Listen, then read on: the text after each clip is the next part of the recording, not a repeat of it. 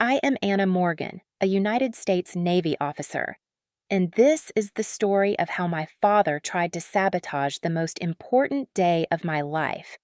The chapel doors creaked open, their heavy oak slamming shut behind me like the sound of judgment. Colors from the stained glass spilled across the aisle, glowing in red and gold, like fire and blood. And there, in the very front pew, sat Richard Morgan, my father, immaculate suit, eyes sharp as knives, and that same smug smile I had grown up fearing more than any battlefield. He wasn't here as a proud father. He wasn't here to bless this day. He was here to mock me, to measure me against the daughter he wished he had, the one who would have walked down this aisle in a gown, not a uniform. The moment I stepped into the light, I saw his jaw tighten, his gaze locked on the 4 stars gleaming at my shoulders. To me, they were proof of sacrifice, proof of honor. To him, they were betrayal, open rebellion against his demand that I be normal for once. And then that poisonous smirk curled deeper across his face, as if he already believed this day would end as my shame, that my wedding would be remembered, not for joy, but for the spectacle of his daughter humiliating herself in front of family and society. Every step I took down that aisle was a march through years of being dismissed, of being told I was less. My pressed uniform shone under the chapel light, but all I felt was the sting of his disapproval, a silent poison he had fed me all my life. But beneath that sting burned something else, a steel he had never forged, yet a steel I carried. I was no longer the ignored girl at family dinners. I was an officer, a leader who had made impossible choices in silence and carried lives in my hands. The organ swelled, the air in the chapel grew still. Guests shifted uncomfortably, unsure of the scene unfolding before them. My father's smirk widened, convinced that this was the moment he finally proved me an outcast in his perfect world. But what he didn't know, what no one knew, was that this room was about to transform, that his definition of respect, his definition of family, was about to be ripped apart, and the words that would undo his certainty were already waiting at the edge of silence. Then a voice thundered from the back of the chapel, loud, commanding, unstoppable. "Admiral on deck." Just hours earlier, I had been alone in the bridal suite. The white Navy uniform lay across the chair before me. I had earned it through years of service and sacrifice. But in that moment, it felt heavier than any battle gear I had ever worn. My phone buzzed on the table. The name flashing across the screen made my stomach turn. Richard Morgan. I hesitated, then opened the message. The words were sharp, cold, calculated. "Do not embarrass us by wearing that silly costume." Not uniform, not honor, not sacrifice, just costume. 20 years of judgment compressed into one sentence. Every remark, every dismissal, every cruel word came flooding back. He had called my deployments distractions, my medals trinkets, my leadership nothing more than stubbornness. And now, on the day that should have been my happiest, he had twisted the knife deeper, as if to remind me that no matter what I had achieved, I was still nothing in his eyes. I clenched my jaw, forcing myself to breathe, fighting back the familiar ache of being invisible to the man who should have been proud. The door opened without warning. Jason, my brother, stepped in with that easy confidence, the kind of confidence born from never being questioned, never being doubted. Jason, the golden child, the perfect son who could do no wrong. His eyes landed on the uniform draped over the chair. And then he laughed, a cruel, careless laugh that cut sharper than any blade. "Seriously, Anna," he sneered, "Dad's going to have a stroke. Can't you just be normal for one day?" To him, my uniform was a joke, a Halloween costume to parade in front of the family. He couldn't see the lives it represented, the weight it carried, the burden I had shouldered. Instead, he smirked, as if he had just delivered some clever punchline at my expense. Anger rose inside me. Sadness, too. because Jason would never know what it felt like to stand in a desert waiting for orders that could change the course of a mission. He would never understand the nights I'd spent wondering if my people would make it home. But he didn't care. Why would he? In his world, a corner office and a fat paycheck made him untouchable, made him more valuable than me. Or so he believed. What neither he nor my father knew was that this day, this ceremony, was not just about vows and rings. It was about rewriting the story they had written for me. It was about standing, unapologetically, as the woman they had spent years trying to erase. And I was ready. In Jason's eyes, I was nothing more than a child playing soldier while he was out there building a real life. And for years, my parents, blinded by their pride in him, let that narrative define our family. As he leaned against the doorway with that familiar smirk, memories flooded back. Every holiday dinner where his stories drowned out mine, every vacation handed to him without question, every investment poured into his future while I was told to be grateful for scraps of attention. His laugh at my uniform wasn't just about fabric and metals. It was about a lifetime of dismissal, a lifetime of being told my choices were wrong, my sacrifices meaningless, my victories not victories at all. I wanted to scream, to force him to see that this uniform was not a costume, but the sum of battles fought, nights without sleep, and moments where decisions meant life or death. But I knew shouting would change nothing. Jason lived in a world where approval was automatic, while I lived in one where every ounce of respect had to be fought for, inch by bloody inch. His mockery wasn't new. It was simply another reminder that in my family's hierarchy, I would always remain second place. When he finally left, still chuckling at his own cruelty, I turned back to the uniform on the chair. My father's text burned in my mind. Jason's words echoed in my ears. But beneath the anger was a steadiness I had learned in the field. They could dismiss me all they wanted, but this uniform carried authority they could never comprehend. And in that chapel, they would see it whether they wanted to or not. The memory of that Christmas dinner still cut into me like glass. My father, Richard, sat at the head of the table, commanding the night as though the entire evening revolved around him. My mother, Margaret, floated through the conversation, smoothing edges before they cracked, pretending not to notice how unbalanced the room had always been. At the center of their attention was Jason, glowing beneath their approval, leaning back in his chair as he recounted his latest promotion. His voice was thick with self-importance, every pause calculated, every detail laced with pride, and my parents clung to his every word about his corner office and his future as if that world was the only one worth existing in. I sat quietly, invisible, watching the familiar pattern unfold. He spoke, they praised, and I disappeared. When there was finally a lull, I tried to join the conversation. I mentioned softly that I had been awarded a distinguished medal only weeks earlier, not out of shame, but because I already knew what would happen. My father looked at me for half a second, reached across the table, patted my arm, and said, "Another little pin." Then he turned straight back to Jason, his voice booming once more with pride. In that instant, my accomplishment dissolved into nothing, erased and swallowed whole by their glow for Jason. Alone, I sat as a shadow at my own family's table. That night, after the dinner, I sat in my car outside their house, the cold pressing in through the glass as I replayed that moment over and over. My father's dismissive pat, his careless words. I wanted to believe it hadn't meant what it felt like, so I called my mother. Her voice was gentle, polished, the same voice she always used to sand down the sharp edges of my father's cruelty. She told me he was from another time, that he didn't understand the world I lived in, that he just wanted to see me settled.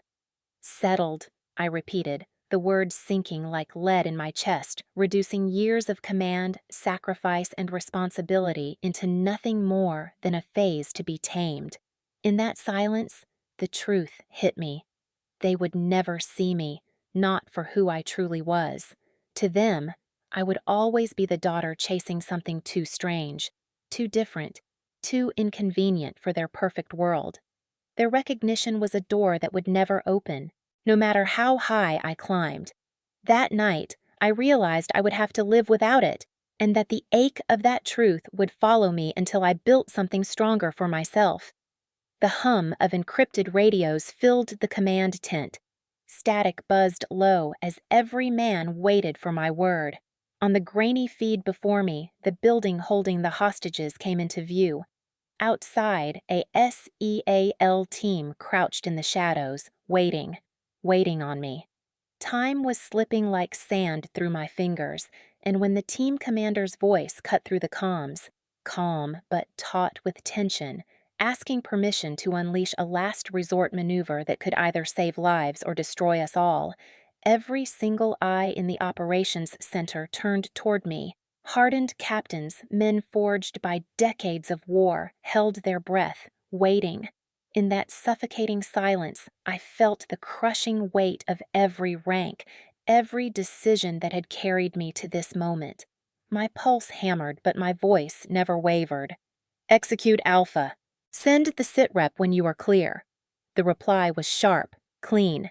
"Roger that, Valkyrie." The word rolled through the room like a seal of command. Not a nickname, not a joke. It was a name bound to judgment trusted with lives. Respect here wasn't inherited or begged for. It was earned in silence, in choices no one would ever dare speak of over dinner. And in this world, I was not invisible. I was seen. I was followed. Yet beneath that steel composure, my father's message still seared into me, Richard's sneer, the words "silly costume" looping in my mind like a curse I had carried my whole life. For years I had fought on his terms, chasing his approval with achievements and explanations, hoping one day he would finally see me. That hope was dead now, buried and replaced with clarity sharper than any blade.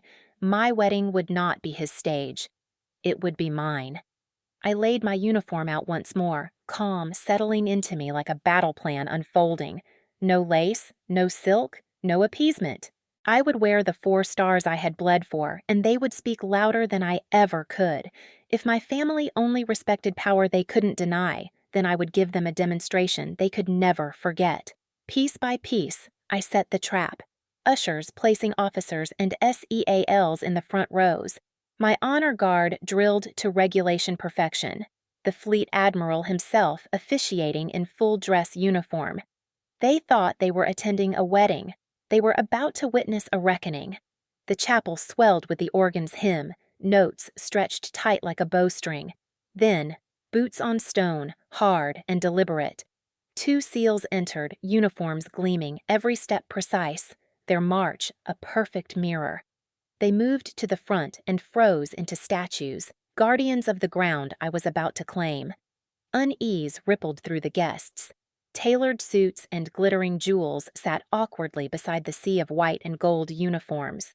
Rows of military discipline stared forward, shoulders squared, backs straight.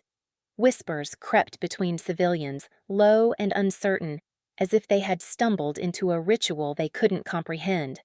The organ thundered again, doors swung wide, sunlight flooding the aisle. I stepped into it, clad in the dress whites of a United States admiral.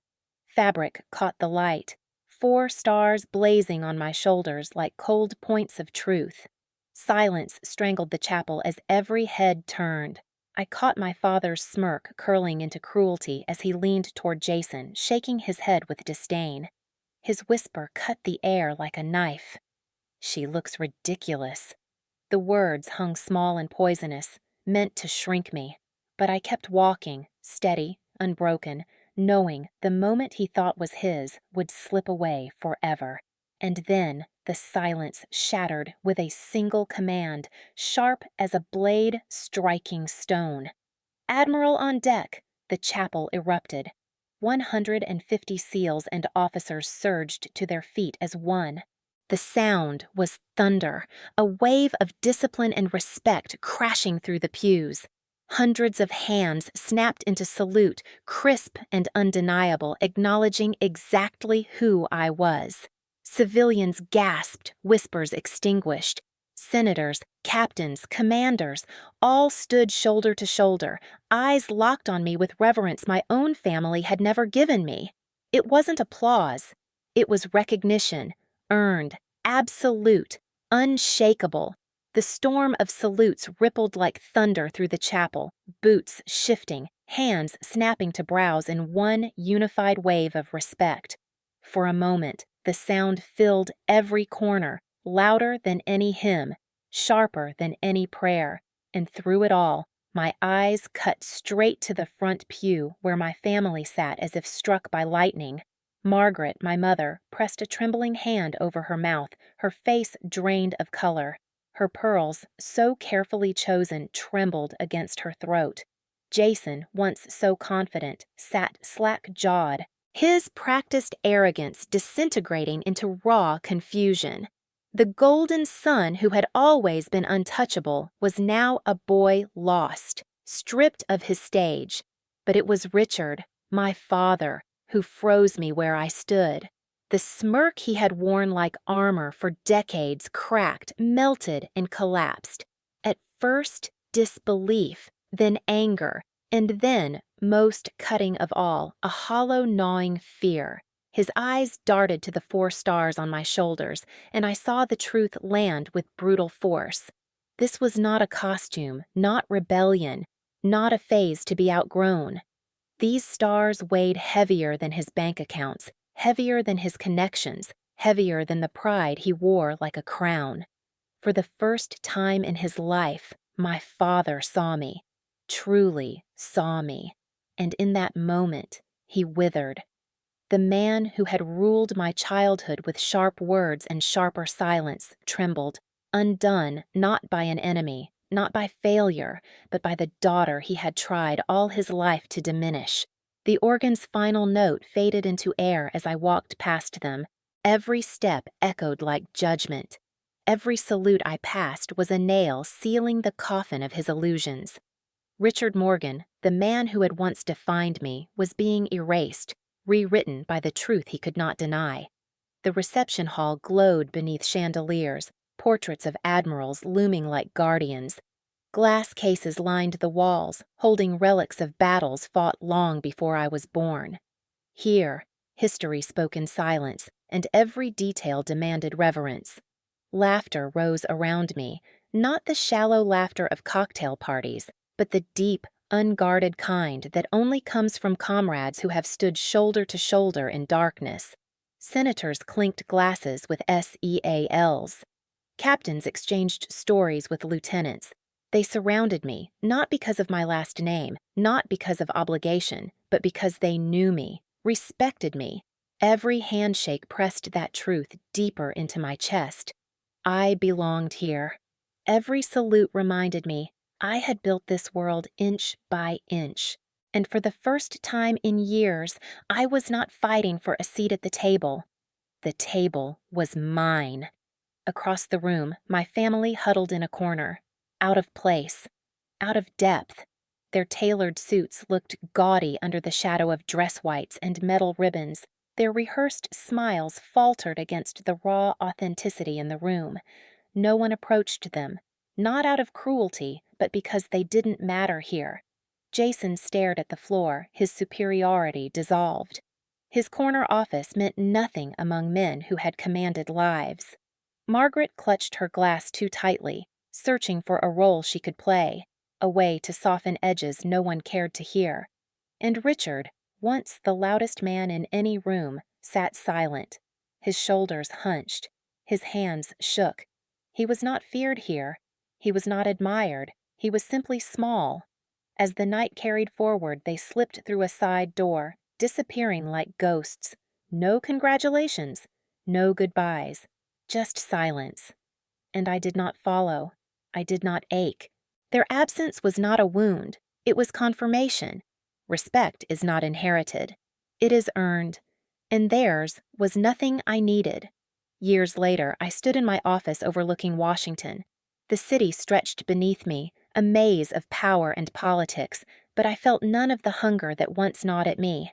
I had climbed further than I once dreamed possible.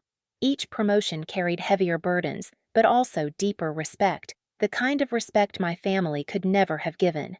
At home, life steadied with Ryan, my husband, A man who never demanded I shrink, never asked me to trade stars for silence. He carried his own battles, his own scars, and because of that, he never needed me to explain mine. Our love was built not on conditions, not on fragile approval, but on understanding, on sacrifice, on the unshakable bond of equals. When I thought of family now, I did not think of Richard, Margaret, or Jason. I thought of the circle I had built. Brothers and sisters who stood with me, not because blood demanded it, but because choice bound us tighter than DNA ever could. A family forged in trust, in loyalty, in respect. Legacy, I learned, is not what someone hands you. It is what you carve for yourself. It is what you fight for in silence, what you sacrifice when no one is watching, and what others rise to their feet to honor when the moment comes. If you have ever built a family like this, out of loyalty, out of respect, out of love that endures beyond blood, I want to hear your story. Share it, because someone out there is still sitting in silence, still waiting to know that they are not invisible, that they are not alone. And when your voice rises, when your story finds them, maybe they will finally stand, saluting the strength they didn't know they had.